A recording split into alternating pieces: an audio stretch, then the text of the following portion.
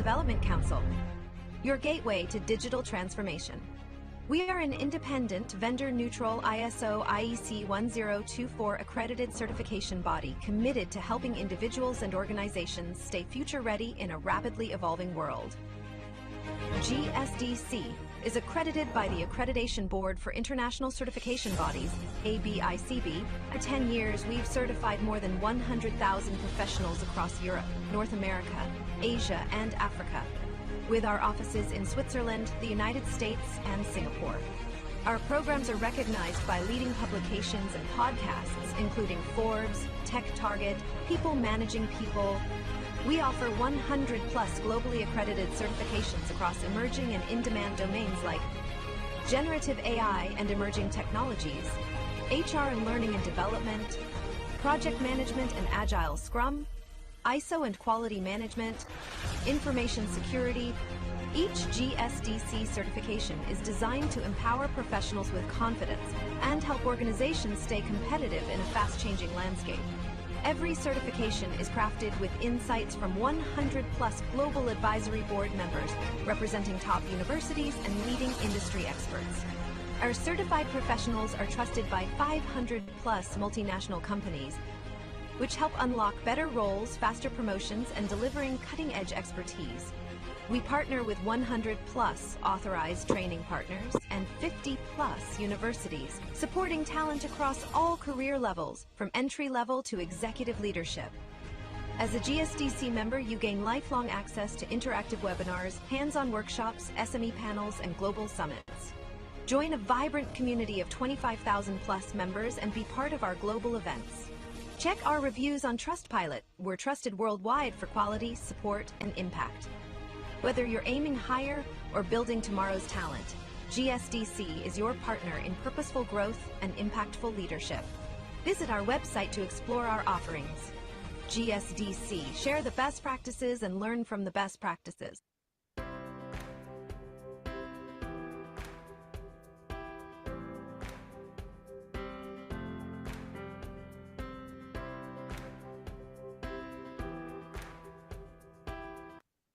Welcome to the Global Skill Development Council, your gateway to digital transformation.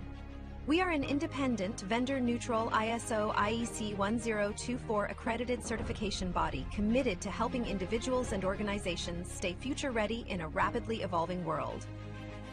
GSDC is accredited by the Accreditation Board for International Certification Bodies, ABICB. For 10 years, we've certified more than 100,000 professionals across Europe, North America, Asia, and Africa, with our offices in Switzerland, the United States, and Singapore. Our programs are recognized by leading publications and podcasts, including Forbes, Tech Target, People Managing People.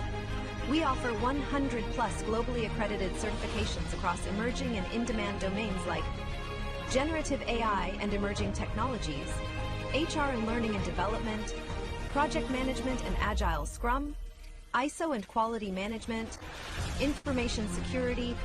Each GSDC certification is designed to empower professionals with confidence and help organizations stay competitive in a fast-changing landscape. Every certification is crafted with insights from 100-plus global advisory board members representing top universities and leading industry experts. Our certified professionals are trusted by 500-plus multinational companies, which help unlock better roles, faster promotions, and delivering cutting-edge expertise. We partner with 100-plus authorized training partners and 50-plus universities, supporting talent across all career levels, from entry-level to executive leadership. As a GSDC member, you gain lifelong access to interactive webinars, hands-on workshops, SME panels, and global summits. Join a vibrant community of 25,000-plus members and be part of our global events. Check our reviews on Trustpilot. We're trusted worldwide for quality, support, and impact. Whether you're aiming higher or building tomorrow's talent, GSDC is your partner in purposeful growth and impactful leadership. Visit our website to explore our offerings. GSDC, share the best practices and learn from the best practices.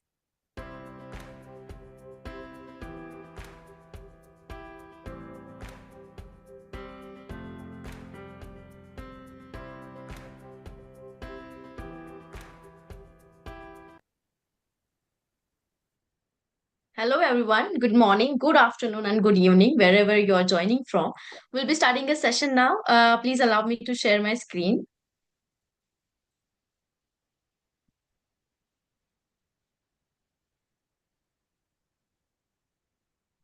Give me a minute, please.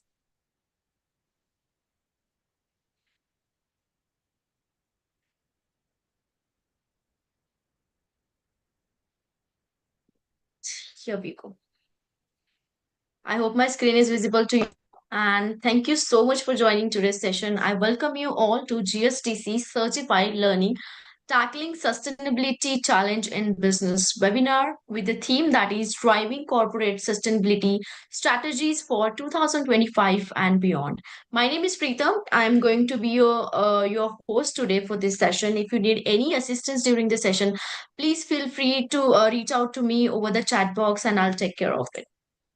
Also, we have this wonderful panel of speakers aligned for this entire webinar series, which is scheduled from 27 to 31st October, which means from Monday to Friday. Do join us with a time slot that is 9:30 a.m. Central, 10:30 p.m. Singapore time, as they'll be taking us through the entire webinar series with the new topics and how to explore innovative business leaders are using sustainable strategies and emerging technologies to drive long term impact. So do not miss this out. Do join us for all the sessions that we have scheduled. And I'm very happy to make this announcement. Today we'll be having Chris Hines with us. He's the owner at A Grain of Sand. And he'll be taking us through the topic that is intelligent activism, delivering a world in harmony with nature and people. So before he could start with his session, I would love to introduce our hosting organization, GSDC. We known as Global Skill Development Council. We are vendor agnostic, vendor neutral, and we are globally recognized certification body.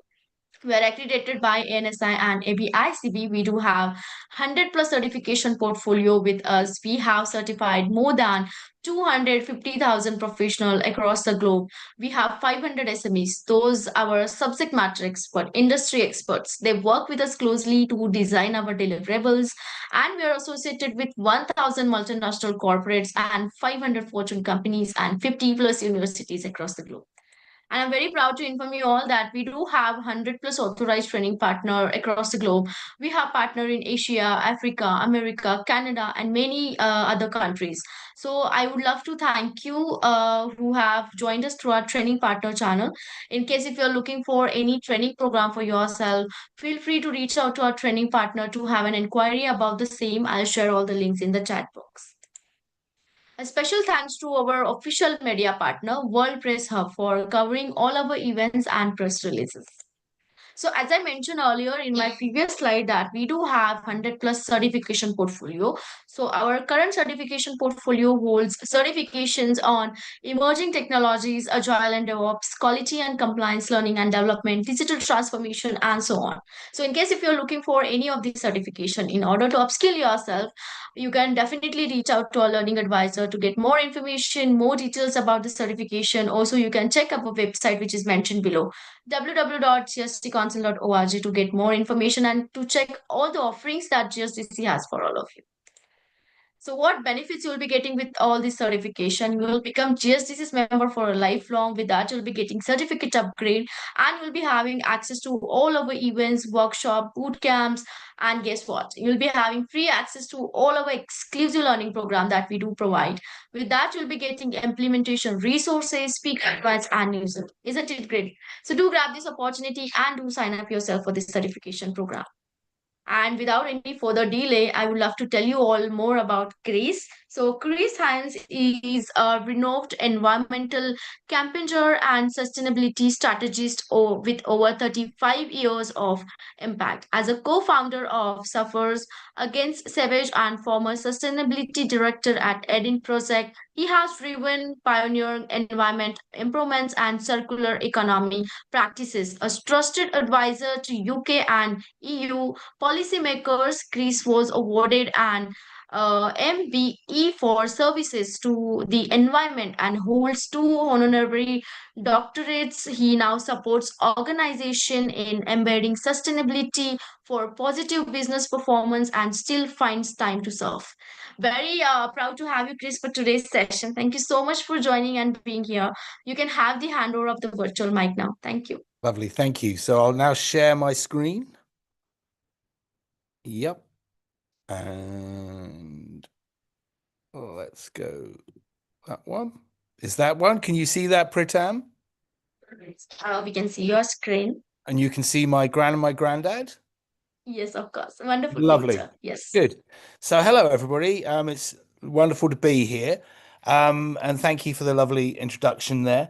So I'm starting with a picture of my gran and granddad. And this picture was taken 102 years ago on their wedding day.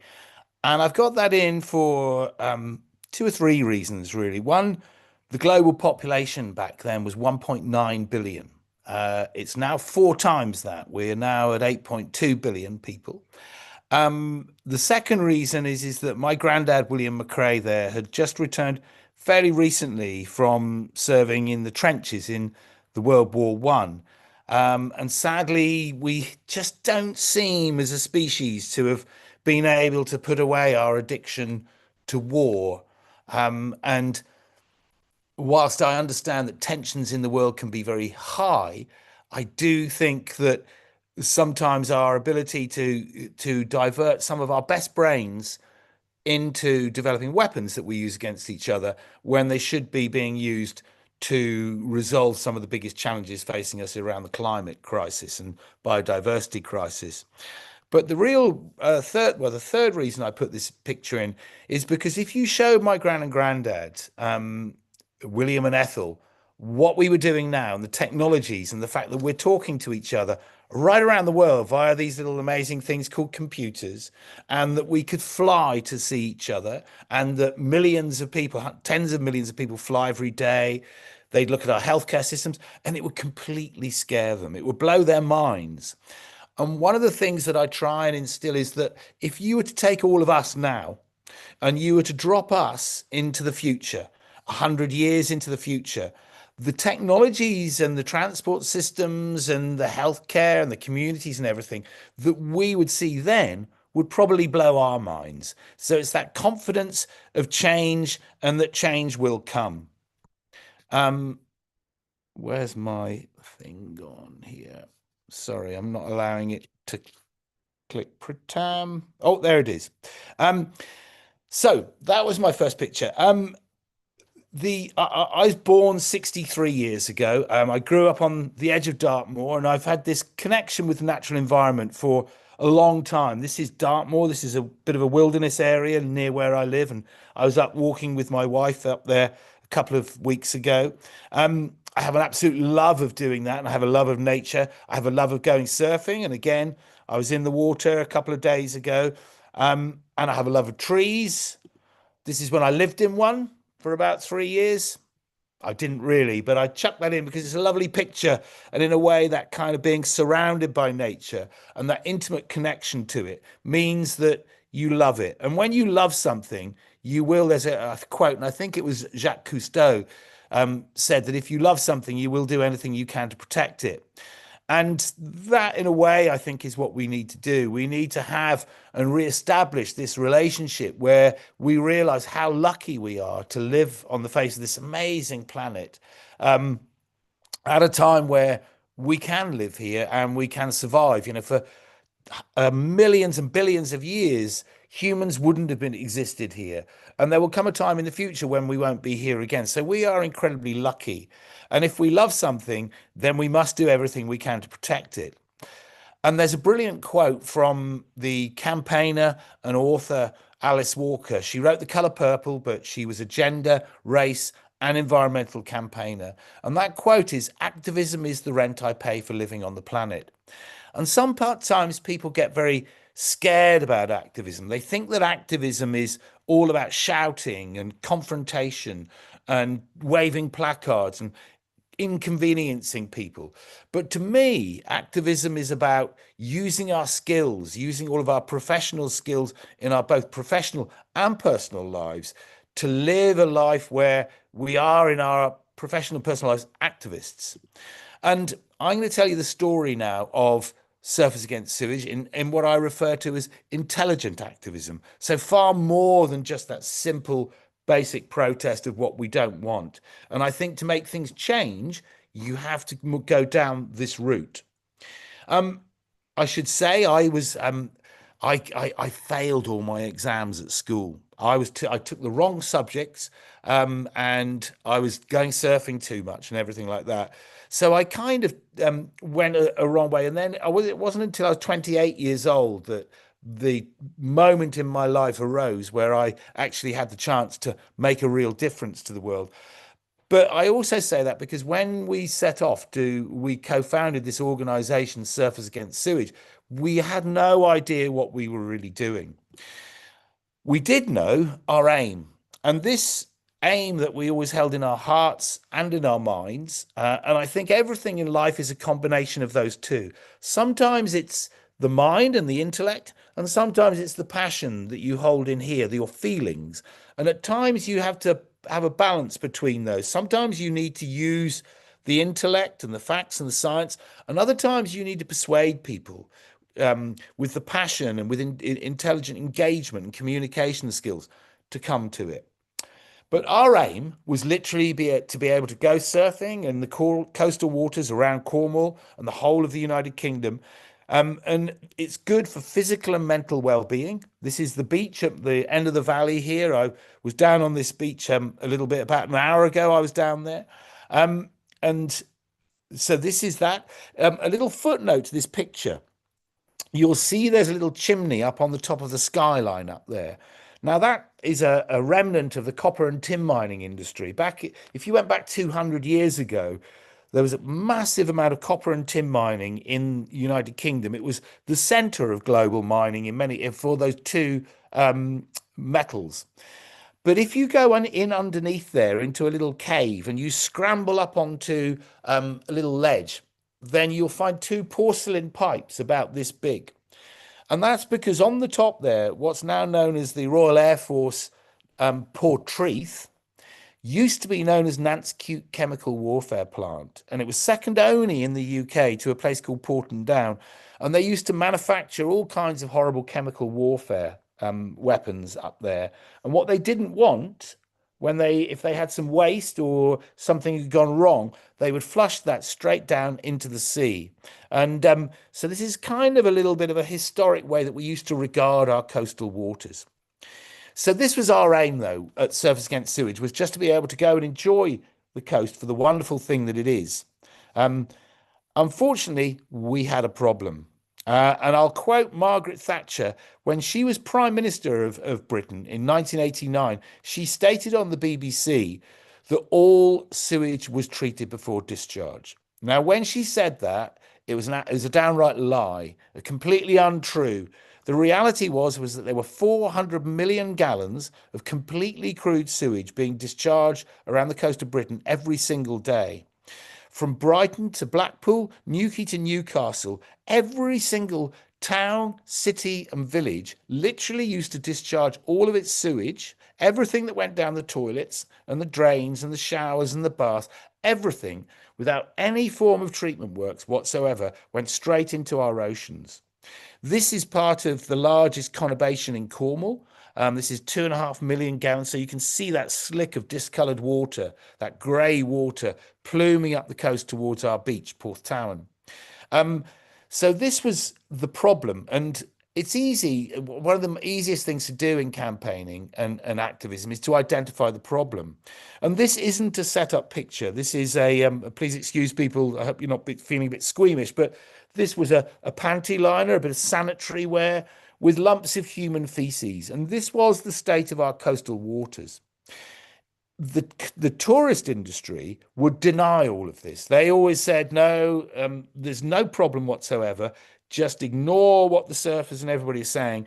Come on down, the water's safe. But we knew it wasn't, and we knew it was making us ill. We even at some points, we had our blood sucked, and that scientific research concluded that surfers, 93% of all surfers carry the antibodies to a sewage-related virus that caused diarrhea and vomiting. We had our mouths swabbed. proving that surfers were 3 times more likely to contract hepatitis A than the general public. Now, when we set off, we quickly realized that we had to do far more than protest. So we looked, and these were our 4 main aims and objectives. One, that all sewage should be fully treated before being discharged to the coastal waters. So primary, secondary, and an ultraviolet, a tertiary level of sewage treatment. And for both the liquid and the solid content to be regarded as a resource rather than a waste. And when we look at some of the stresses that are coming our way due to climate crisis with droughts and things, and we can't really afford either to flush away all of those nutrients that are contained in the sewage cycle. It's a natural system that we put those nutrients back onto the land. We've got to treat them better because they're now being contaminated by lots of varying things like bacteria and viruses, but also kind of chemicals coming in as well. We also wanted a complete cessation of the dumping of toxic waste. We wanted the water industry, so the water companies, we wanted the money that they were going to spend to be targeted at actually dealing with the real risks of sewage, the viruses and the bacteria, not just kind of tests. And I'll come to the tests and how inadequate they were in a minute. And importantly, the last one, we wanted the greatest environmental benefit per pound of money spent, because there's lots of different pressures on all the money. Like the Chancellor of our Exchequer, the woman who controls all of the money in our government, is about to, in the next month or so, she'll do this thing of setting a budget. And there's lots of pressures there. The health service will want money. Our education system will want money, our seas and our environment. So what you have to do is when you're going to spend money, you have to be efficient and target that money really well. And the water industry, so we at this time back in 1990s, the water industry wanted just to build long sea outfalls. So they wanted to build big pipes and big pumps and discharge the sewage further out to sea. Now, the flaw in that, this is a diagram of the die-off rates of viruses and bacteria in seawater. And if you look at the ones on the left-hand side, these are fecal coliforms, and this is what our government tested for. But you'll see that they die off rapidly in a couple of days in salt water. Whereas the things that actually make people ill, like the rotaviruses, enteroviruses, and hepatitis A, can survive for a long time in seawater. So an absence of the indicator organisms, the fecal coliforms, doesn't mean that the water was safe. And we knew this, and we had to challenge our government over this and the water industries as to what they were building. And I wrote some evidence to a parliamentary select committee. And based on the written evidence, I was asked to go up to London to give oral evidence in front of a select committee in our parliament. So I put my suit and tie on and off I went up to London. And again, I'll always, if I'm going to go and lobby a different set of people for change, I will dress accordingly. I will go and show respect for them. I don't want to be minimized or my impact minimized by not respecting them. Anyway, the lords and ladies, there I was in the Houses of Parliament, and they quizzed me and they said, how confident are you in this ultraviolet light technology? Because this is what I was advocating for. I said that long sea outfalls didn't work, but this new technology, one of these things that I was talking about with my gran and granddad, this new technology that was coming through, meant that the outfall pipe on the island of Jersey, the bacterial count in their outfall pipe was 50 times cleaner than the beaches that we were bathing on. And I said I would feel 50 times safer sticking my head up Jersey's outfall pipe than I would bathing on those beaches. A week after I made that statement, the Island of Jersey's tourist board rang up and they said this would make brilliant marketing material for our tourist industry. And they invited me over. And this is the outfall. This is Jersey's outfall pipe here. And an hour before this picture was taken, the water was up to the edge of the pipe there. So the water was higher. And we had BBC, we had Sky News, Reuters and the Press Association all there filming. And I jumped off the end of the pipe and I turned around and I dived and I paddled as hard as I could. And I duck dived into the mouth of 100,000 people's sewage. And I got about a meter up that pipe before I was blown back up by the force of it. But I stand by what I said. It looked, tasted, and smelt cleaner than the beaches that we were bathing on. And it was £9 million cheaper than building a long sea outfall. So we'd found the solution. We found the alternative to this pump and dump mentality of the old long sea outfalls. We found a new version, this new emergent technology. Now, we also then needed to engage with the big private water companies. And at that time, all of the sewage and the water in the whole of the United Kingdom was dealt with by 10 water companies. And the first water company to abandon long sea outfalls and adopt full sewage treatment was Dŵr Cymru Welsh Water for the whole of the country of Wales. And they asked us to open their first ultraviolet light sewage treatment works. So we'd always said we'd been strong advocates of the right as we would critics of the wrong. So we went up, we cut the ribbon, and it was Surface Against Sewage's name on that brass plaque on the wall of their sewage treatment works.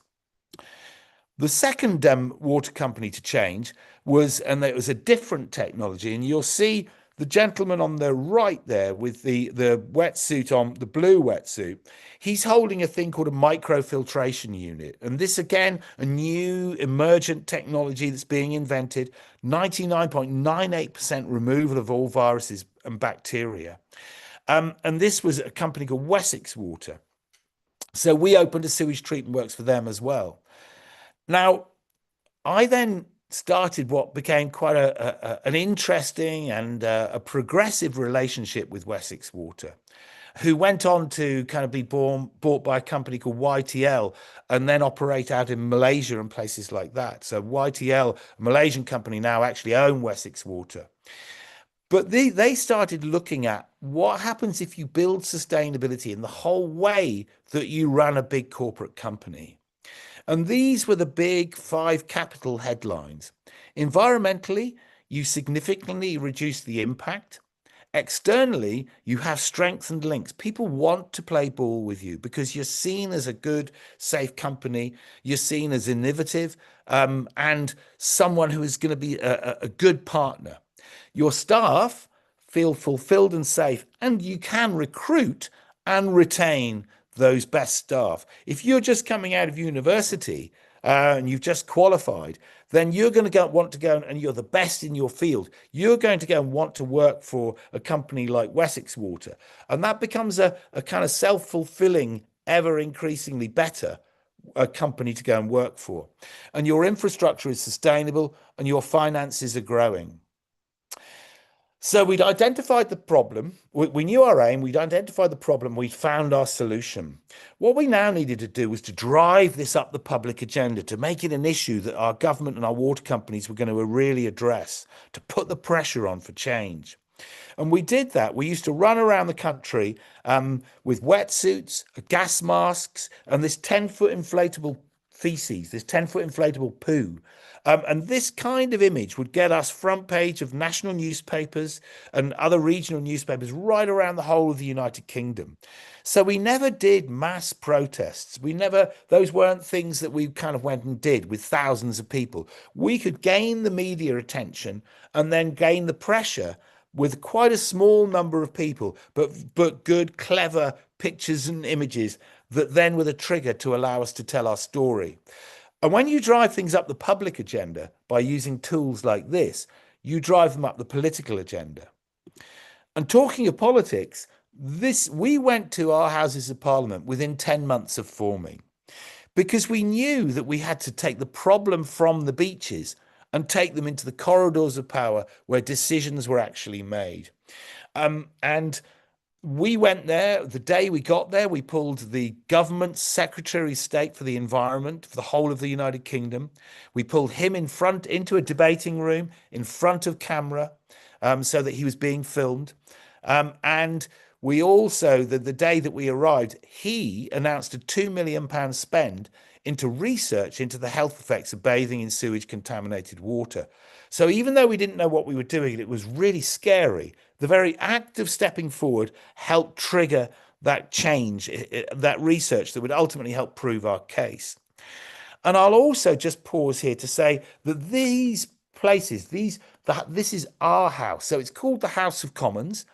But I think it's also needs to be recognised that it's our house. We have, as normal citizens, as much of a right for our voices to be heard in there and our opinions to be represented as anybody else. And I think this is a thing that we kind of need to understand, that we have right of access and we should be able to go to our parliamentary, to our governmental organisations and have our voices heard. Now, I mentioned time earlier.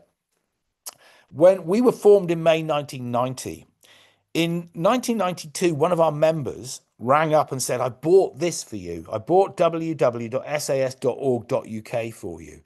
And when he put the phone down, we didn't know what he was talking about.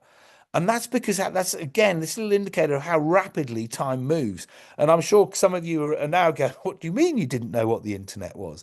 But we didn't. And some of these technologies and these new ways of thinking will happen in the future that we won't know what's coming around the corner. We won't understand what some of the questions even are. And therefore that we'll deliver those solutions. We also used to work, we were absolute media hounds. We knew that the more media coverage we got, the more television and stories and everything we got, the more the pressure would go on for change. And this is a national television series that used to go out. So at the time that this program went out, there were 60 million people living in the United Kingdom. And this program that used to go out on a Saturday night, BBC Casualty, had a viewing of 14 million people. And we helped write the script for that, for one program. One of our members wrote scripts. So it was our story that appeared and was woven right through that television program of 50 minutes. So again, how we use and work with the media, how we work with kind of film producers, storytellers can help increase that pressure for change. This was a great fun tactic. We bought shares in all of the private water companies. Now, they weren't expecting this, and they really didn't like it because we would affect their share prices. So we would go to their annual general meetings. As shareholders, we would have right to ask any question we wanted. And they used to try and prevent us, but we had legal right to go there and do that as shareholders.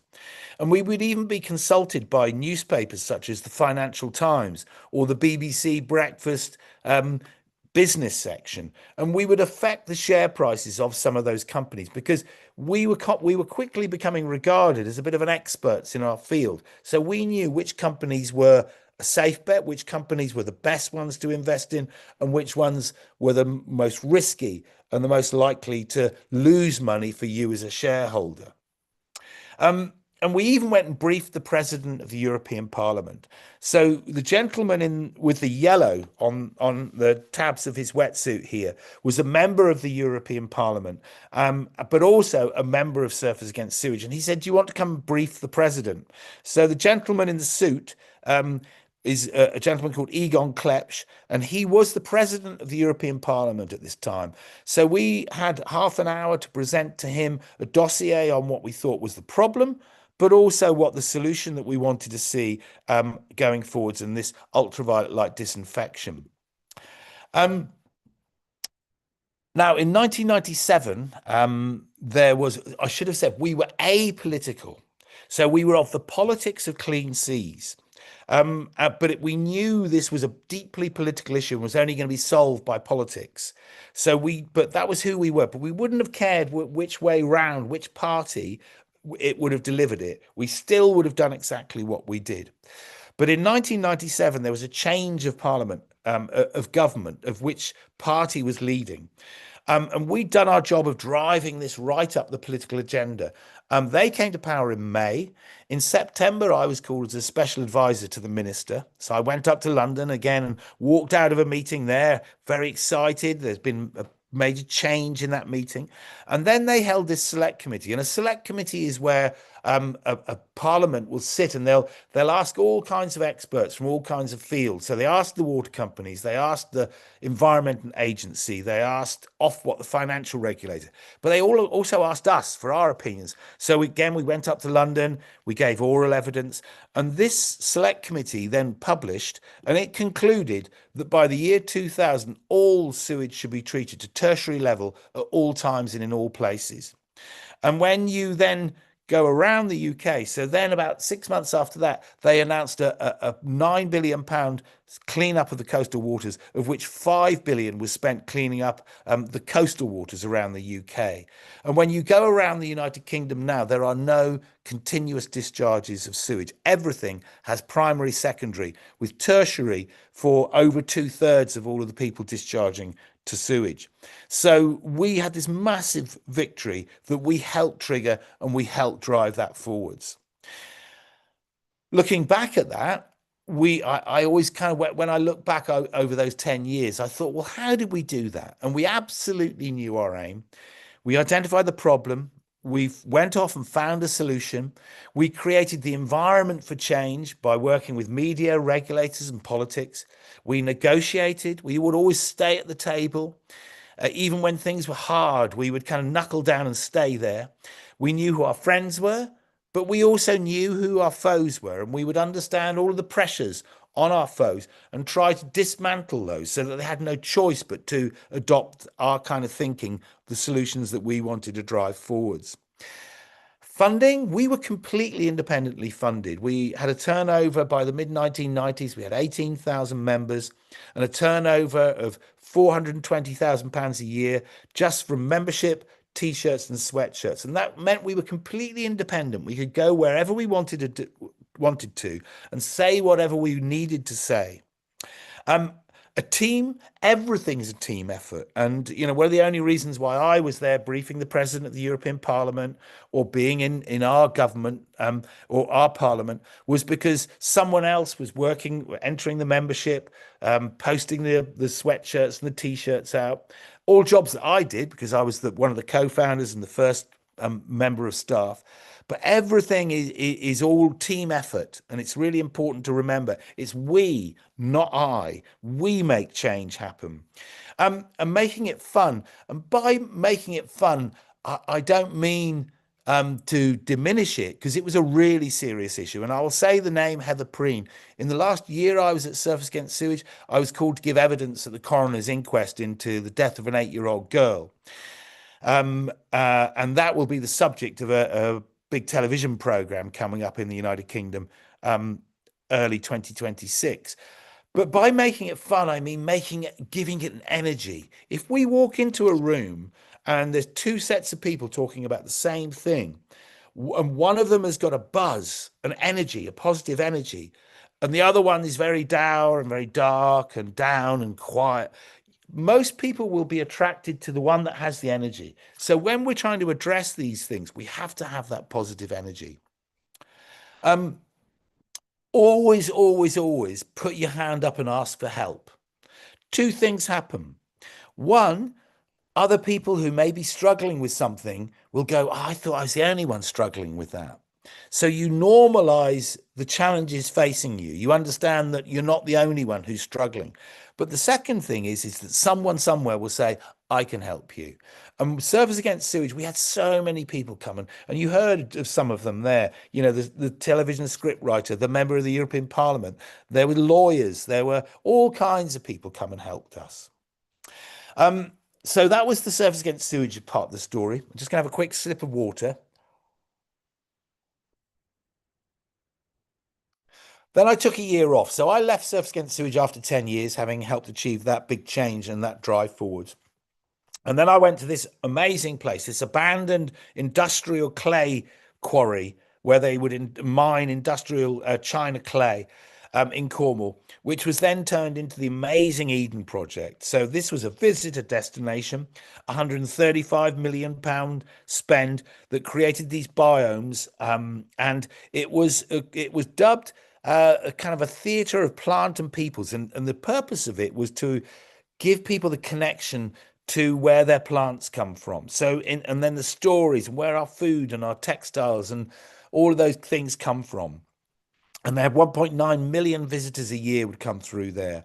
But I went there to try to apply the learning that I'd got and the energy that I'd got and the campaigning skills to from Surfers Against Sewage and apply them to how we all live on the face of this planet in harmony with the planet, but also in harmony with all the people living here. And to me, sustainability, we all have an impact from the day we're born till the day we leave in a little coffin. This is a lovely wicker one. Again, we can even make our coffins in a sustainable manner. And to me, sustainability is about minimizing the negative input, but maximizing the positivity of our lives, so that when we end up in here, we have made a positive contribution to humanity and to the planet. This is the heavy bit of the talk. So this is a report that comes out every year ahead of the World Economic Forum in Davos. And it's a global risks report. So they go off and they interview professionals and in the insurance industry, in actuaries and academics, everybody who specializes in risks. And these are this is a 2-year and a 10-year time frame horizon where they're looking out. And you'll see at the top there, over the 2 years, misinformation and disinformation is the number one risk. And this is this crazy world where people, we're seeing that the divisive nature of social media and it being owned and manipulated to divide us and separate us. Extreme weather events. We have these state-based armed conflict, and we have those going on. Polarization of society, inequality, involuntary migration or displacement, and erosion of human rights, etc. But then over the 10 years you look, and the top 4, without question, are related to climate crisis and the biodiversity loss. So this is where, at the moment, we're seeing these risks. This is where things are going, with extreme weather, biodiversity loss, critical change to the Earth's systems, and a shortage of natural resources. Our ice caps are melting. We will probably live in times when the northern ice cap will, at times of the year, not be there at all. And it's ironic that the people with the smallest carbon footprints will be the ones on the very front line. They are on the very front line of the climate crisis. So the people who've done the least worse are the ones who are copping it right in and are suffering the most. We have wildfires. That's through sea level rise and floods. We have wildfires from California, Australia, England. Even England had wildfires a couple of years ago. And we have acidification of our oceans, destruction of our coral reefs. And this one, this is a UN report that says the world is on notice that up to 1 million species are going to face extinction if we don't do something. And yet, as a species, we're still arrogant enough to think that we're not one of them.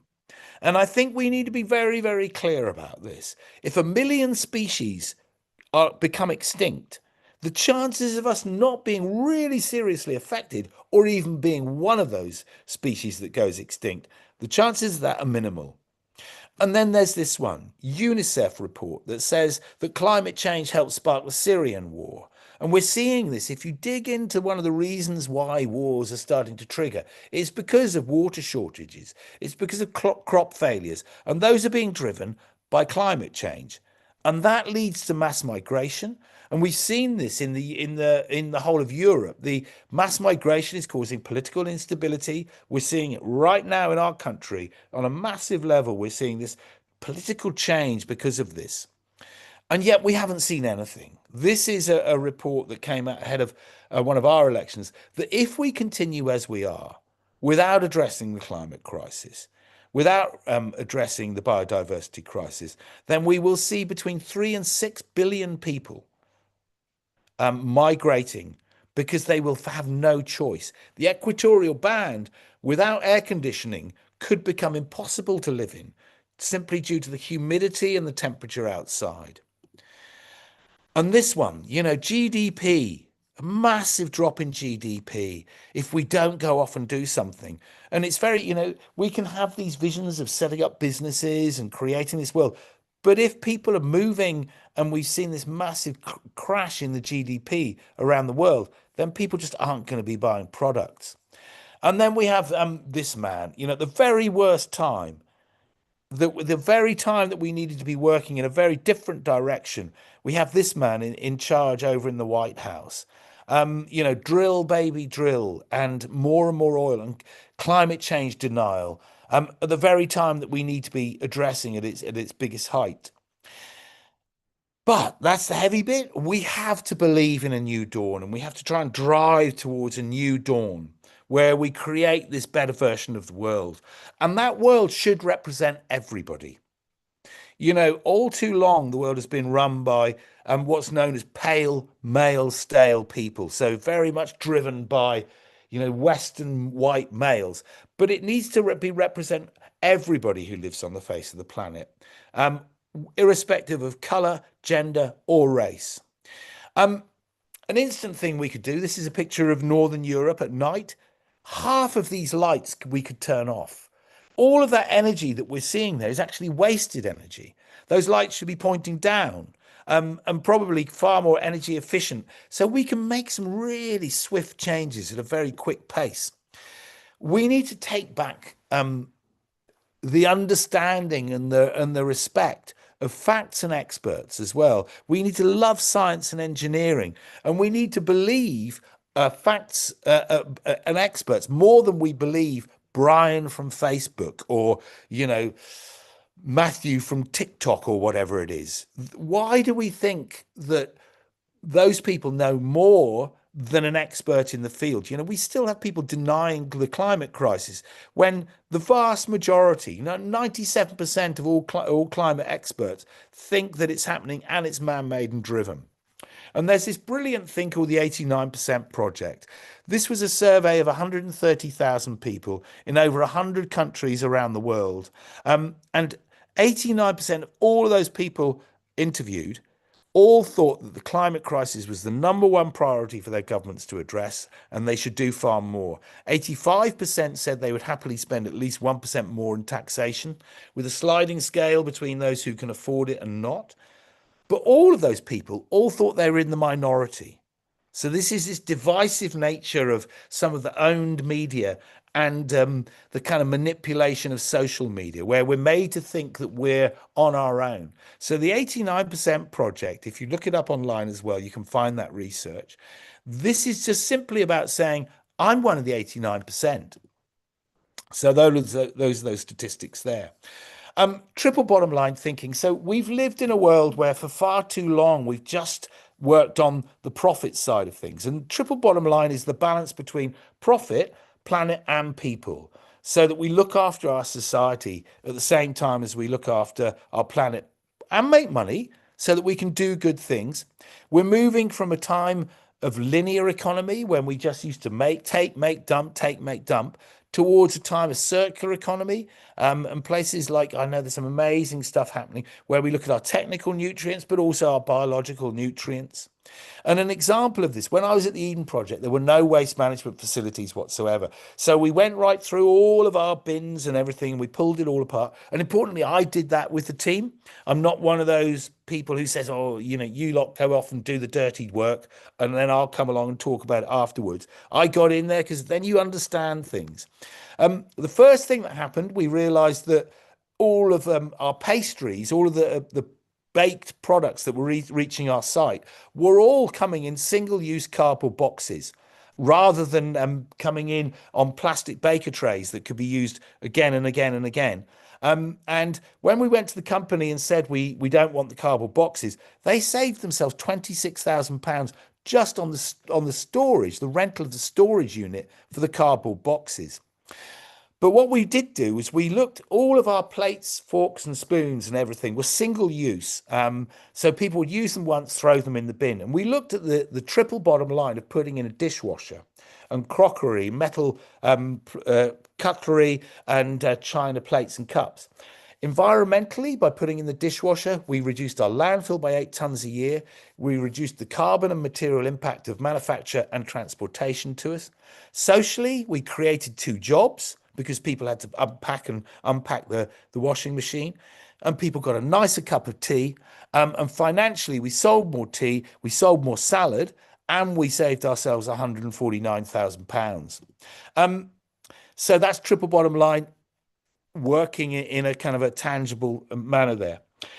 Progress, again, the rapidity, these wind turbines don't even exist. And you'll hear the skeptics say, oh, by the time you look at the carbon footprint of the manufacture of them and the concrete that they stand on, that they're not really efficient. These ones aren't even here anymore. They've been replaced by far more efficient, turbines that are 8 times the power of these turbines that have been replaced. And that's because, again, this kind of progress.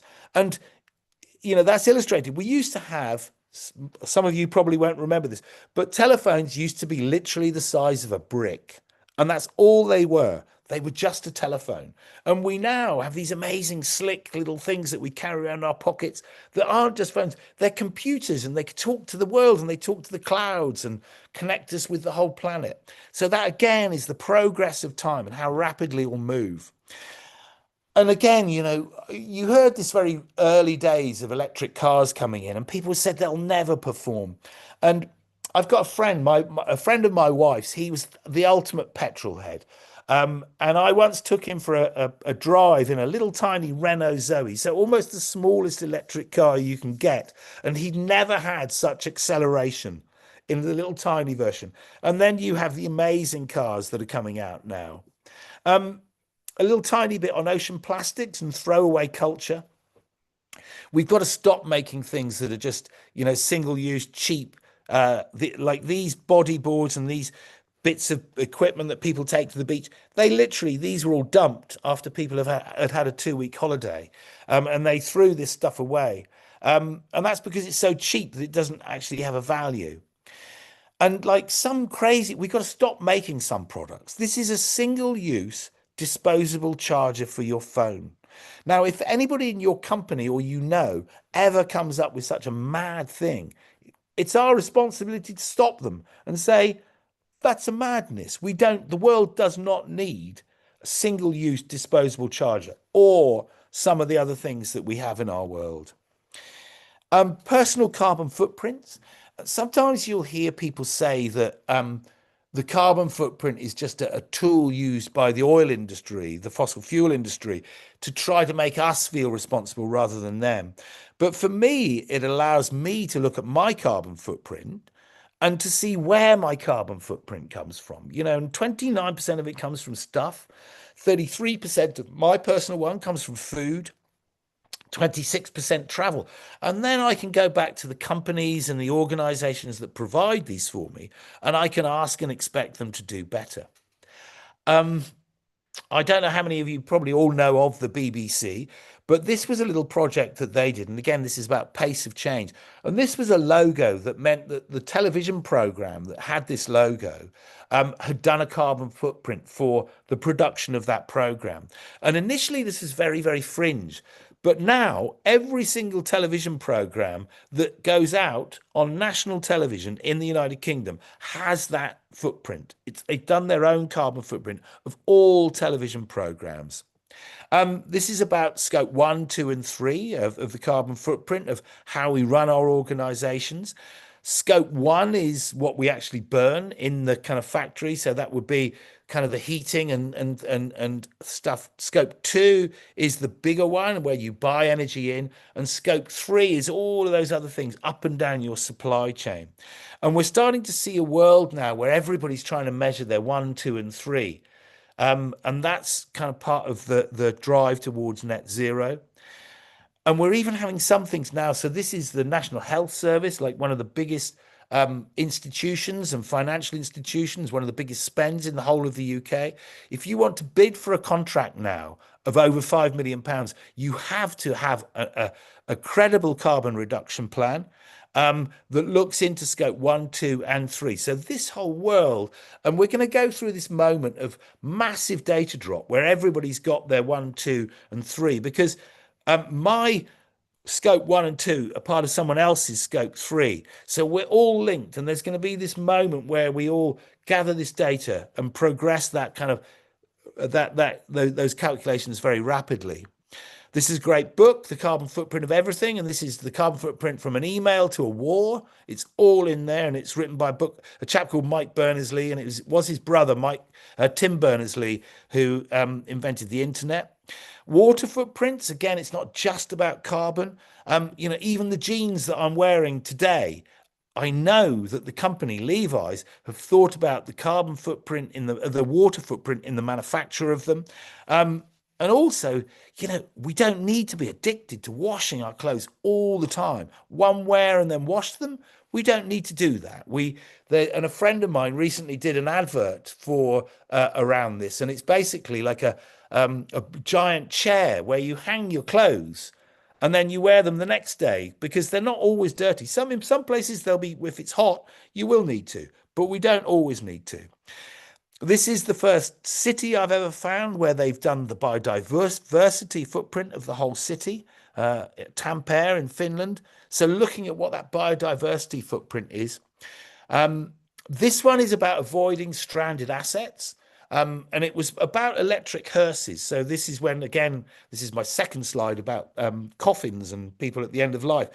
But basically, when all of these electric hearses, the old hearses used to be bought by the big companies and then they would be sold secondhand. But no one wants to buy a secondhand diesel hearse now because they're a liability. So if you're running a company and you're about to put in a new bit of equipment, a new bit of factory machinery or whatever, make sure that you're not buying something that is going to become a stranded asset that you'll never get your return on investment on. Leadership.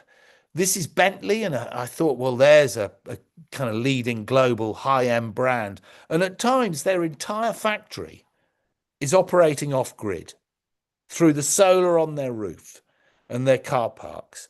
The parts, there's a carbon footprint there, and they're not completely independent of that. There is a carbon footprint, but that's the level that we can do that. And, we're seeing, again, like a massive increase in data centers all the time. This very kind of webinar that we're doing today will be drawing and using data right around the world. But this is this brilliant little project in the UK where they took a data center and they put it next to a public swimming pool. And the water from the swimming pool is used to cool the data center, which means that the water in the community swimming pool is warmed up. So they get the energy benefit and the reduction in bills, and the data set gets cooled. And we should be putting our data centers next to our hospitals and our schools and our leisure centers and our community housing. We've got to get smart about how we build and integrate our national infrastructure projects. And another little one of those, this is Vancouver over in Canada. They literally are putting heat exchangers down into their sewers and extracting heat for social housing from the heat in the sewers. And I often hear people, especially in the West, we're terrible at this. We go, oh, there's no point our doing anything because look at what happens in India and China. Well, this is a quote from John Kerry, and China is doing more than any other nation in the world in terms of deployment of renewables. In fact, they've deployed more renewables than all of the rest of the world put together. The market is moving. Now, as with everywhere, we all have kind of the challenges around human rights and, workers' rights, etc., and working conditions. But, this arrogant position of drill, baby, drill from the United States against some of what's happening in other parts of the world. We need to be aware of a general world. This is an artificial surfing wave, and I think there's some of these being built right around the world now. But this one, again, I did a bit of work with them and I challenged them. And that surfing wave is completely powered by the renewable energy there coming off those photovoltaic cells in the field. This is a brilliant project. This is about schools and how we build. And this is a thing called the National Education Nature Park. And they've calculated that if all of the education facilities, all the primary schools and secondary schools and universities in the United Kingdom all become a nature park and drive biodiversity, then that would be the equivalent of a national park twice the size of Birmingham, one of our biggest ever cities. So this is about connecting up on those biodiversity corridors that can connect anything. And again, we need to be building into all of the things that we build. We need to be recovering. We need to have regenerative. We need our biodiversity not just to stay where it is. We need to encourage it to come back and be even more strong. Your spend, we think we don't have any power. All of us have power in our pockets. The average professional, I've put up at £50,000, that's sterling, United Kingdom. And if we calculate that over a 40-year period, that would be £2 million. With inflation and wage increases, let's just say that's £3 million. I've put this 50, I don't know how many people there are watching today, but that's probably £150 million or so, literally tuning in. And how will we spend it? Will we spend it in organizations that have thought about their entire sustainability? And there's this great kind of initiative called B Corporations. I don't know how strong that is in varying parts of the world, but it's strong. It's kind of come out of America, very strong in the UK and other bits of Europe and things. And they measure governance of workers and community and environment and their customers. And embedded into that whole B Corporation philosophy are the United Nations Sustainable Development Goals.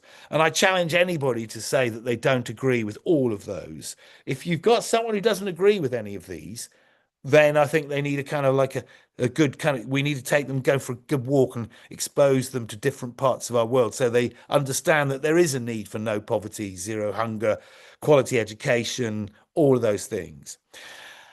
But there was some thinking about why we were so slow at implementing the Sustainable Development Goals. And we are slow. We haven't done enough to implement them.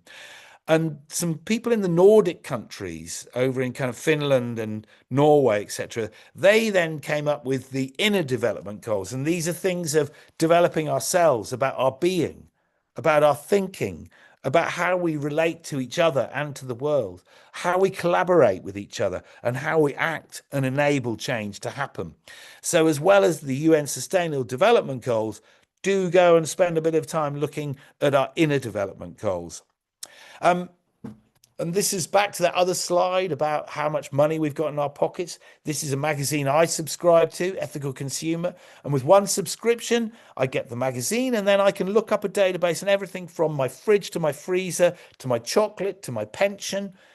I can look up the bank that I use and and it's not that I can always go to the top of the league table there, but I can move up from the bottom. And that's about us all using our money as a tool to drive positive change. This, and our last few slides here, this was a school talk that I did to a kind of a conference of governors of varying schools in the UK. And these young children up on the stage, at one point they got really frustrated with the adults and they said, you just don't understand it, do you? You keep talking about green jobs and green careers. In the world in which we live, all jobs will be green jobs. All jobs will be sustainable jobs, to a greater or lesser degree. Collaboration v competition. It's really important that we collaborate. Competition's great, but right now we need to bring together the very best of us. And there's never been a better example of that, I think, than this is specifically for using in the UK. It's great.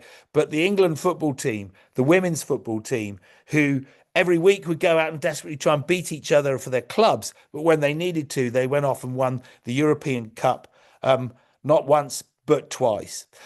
Your role, your leadership, your expertise, your ability to innovate, collaborate, your spend, but most importantly, you and the force for good that you can be in this world.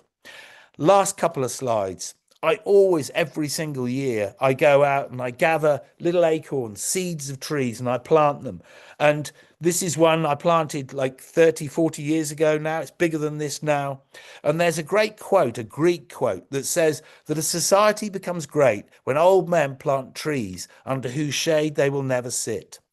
We need intelligent activism. We need to use every tool that has been used to create this mad, barking version of the world, and we need to use them better. We need to stretch every sinew and buzz every neuron, and drive through this point of inflection. I don't know where we are on this curve, but I hope that we're coming through that, towards that point of neutrality, and we push through and create this amazing, beautiful world. And if you think at times you can't and it's all too overwhelming, then remember that a bunch of surfers with no idea what we were doing, no campaign experience whatsoever, helped turn this dirty water into this and this. And a bunch of dreamers at that Eden Project place that I worked turned this into this and this. Then just think what we can do. It is the world in which we live. We can go and create that better version of it. Thank you very much indeed. Wow, wonderful, Chris. What a session. Thank you so much. I request all the participants, you must be having a lot of questions for Chris, right? So drop your questions right away in the chat box and we'll take it from there, right? Thanks, Pritam. Just going to No drink some worries. water.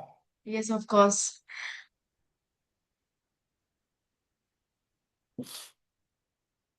So meanwhile, I'll be just checking if we got any questions across live. Just give me a minute.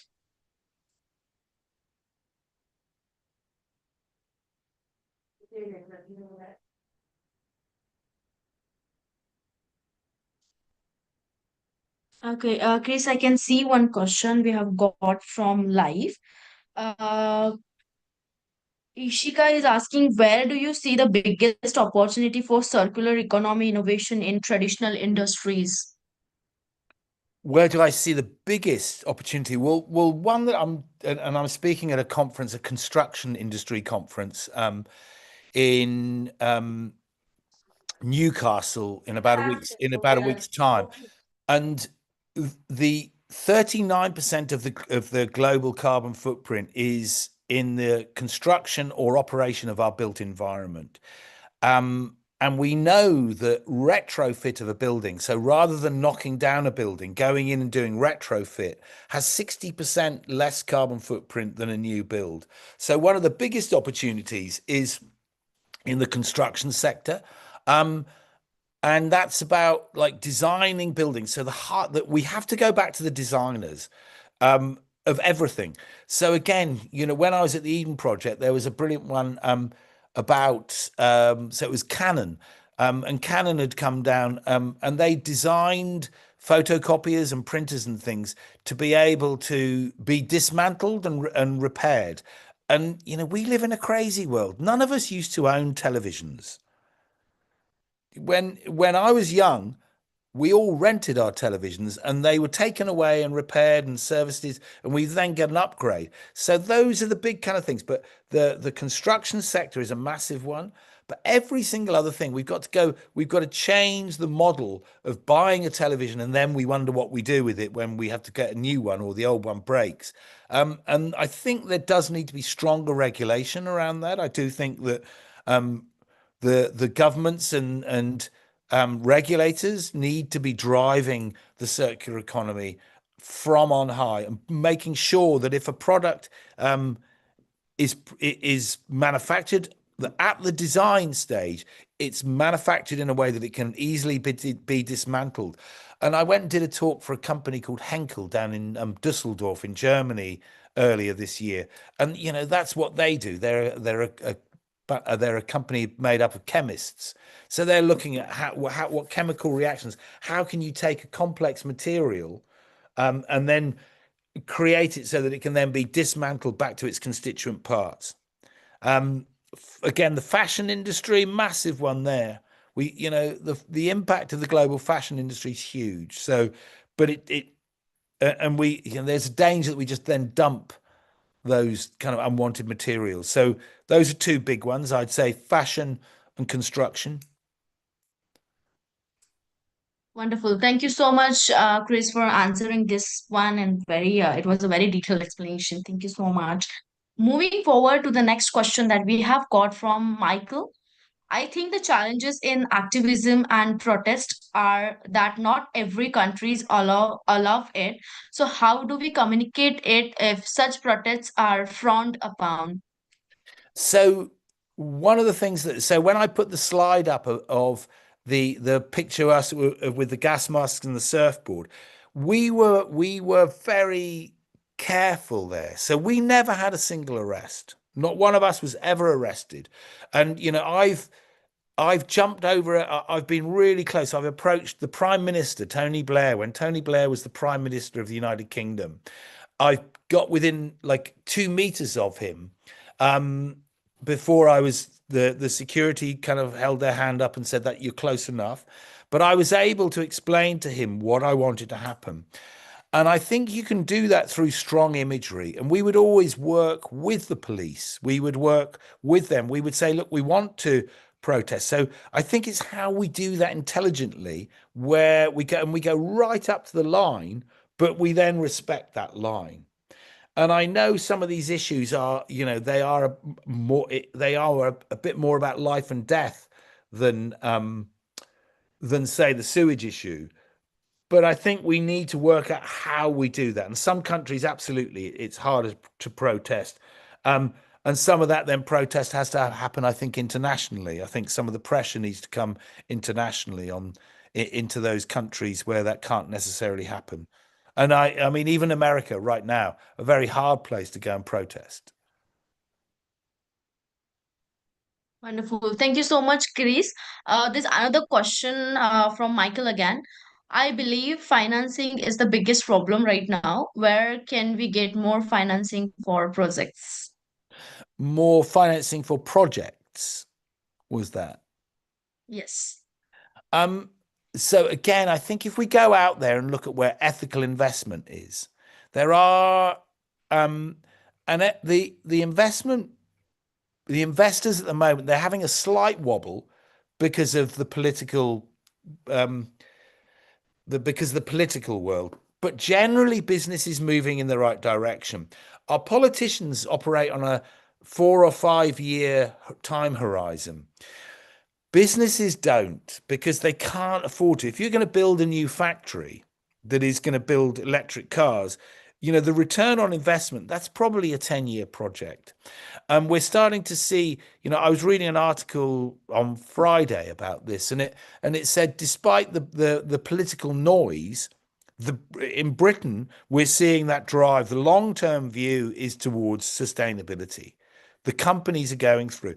And I think it's finding cases and driving those forward. But there are ethical investment funds, big funds out there who are doing the right thing. And we just need to make sure that we, the people, buy those products and that we consume and that we support each other. So I put up the B Corporation as an example. Now, they encourage, if you are a B Corporation company, they encourage you to buy products and services from other B Corporations. So there's now, you're buying in. So, one, for example, they're a hotel chain. They spent £5 million with other B Corporations last year. So they're investing their own money back into other more sustainable companies that help them build that wave of change going forwards. Great. Thank you so much, Chris. We'll be taking this question as the last question for today. Okay. This question we have got across live platform, and it is asked by Victor. How can businesses strike the right balance between environmental responsibility and commercial profitability without compromising either? You've got to go and find those winning situations, like I said with the dishwasher, and you'll win. Some will win, and some won't. And you've got to try and balance those. Um, but you have to remain for companies. This, the worst thing you can do is to fail as a business because then you lose all your money. And I think for the sustainability, the environmental people, they have to understand that you can't always have everything that you want. Like when Surfers Against Sewage, we got 85% of what we were calling for. We didn't get 100%, but those companies did need to remain profitable. so that there's some of their money could be reinvested.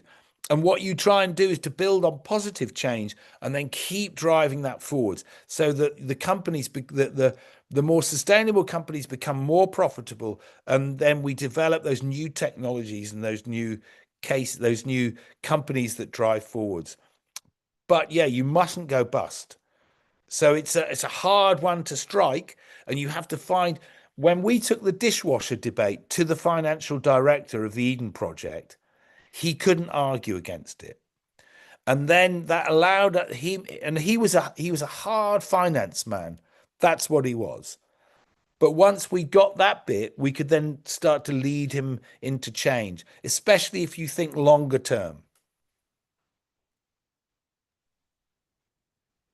Wonderful, Chris. Thank you so much for answering all the questions so Thank far. you. And I request all the participants, please feel free to reach out to our speaker. I've already shared his LinkedIn profile link in the chat box. You can check it out and reach out to him for any further question that you have in your mind related to this topic. So before we move forward, Chris, we would love to hear final thoughts from you for all our participants today. So my kind of final thoughts would be that at times it can feel like a almost overwhelming with the challenges of climate and biodiversity coming at us. But we do need to hold that vision that we have more in common with each other than divides us. And that we can create that world where we live in harmony with the planet and with each other, and we respect each other for that. So that's my kind of final message, but also my final plea to believe in that, to be one of those 89%.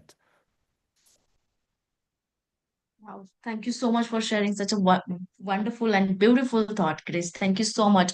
And of course, we would love to have you for our upcoming sessions that we schedule in GSDC. Definitely will be reaching out to you for further sessions, upcoming sessions. Thank you so much for being here again. And thank you so much for such an insightful session.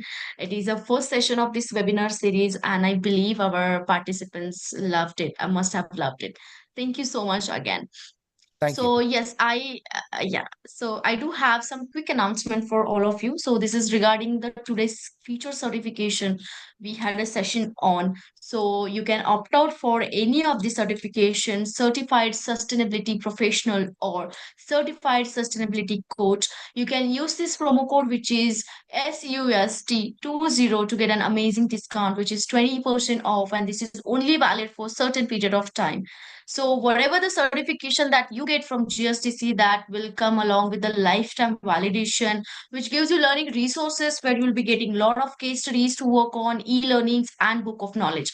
These certifications are lifelong learning, as I mentioned, which gives you learning flexibility as well.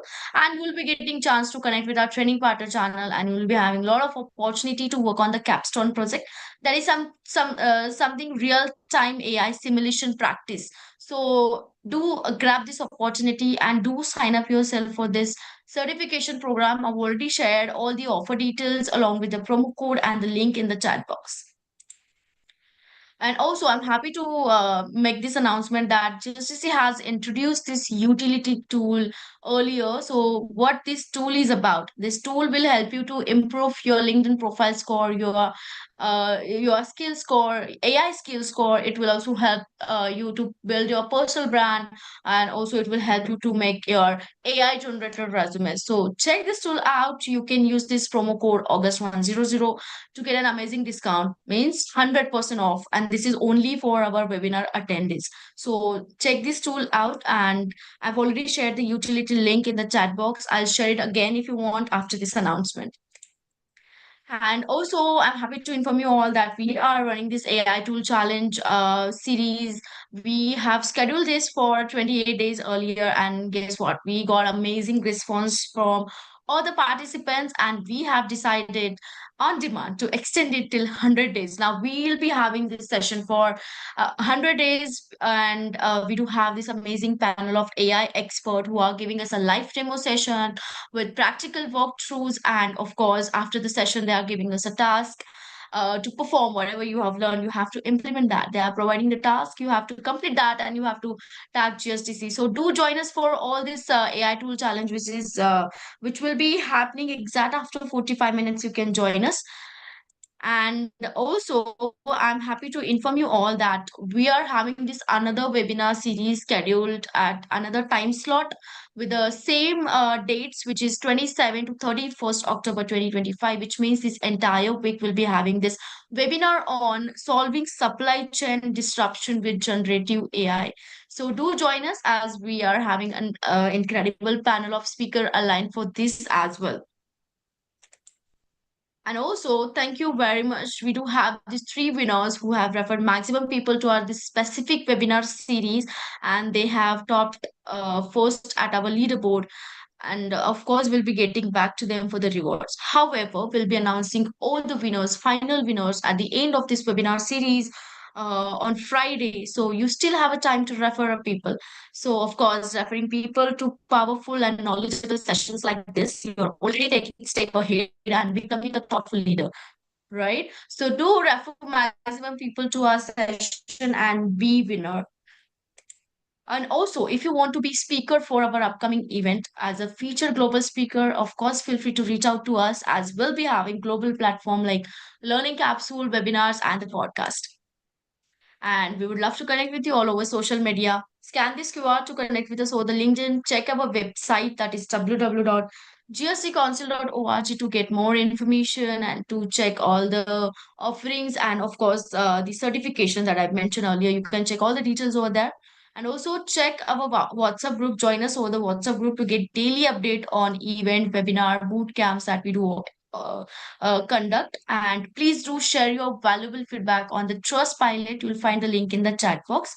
And thank you so much for joining today's session. I hope to see you all for the upcoming sessions as well. Thank you so much, Chris. I'll see you again. Thank you, everyone. Bye bye. Take care. Bye. Bye, Pratam.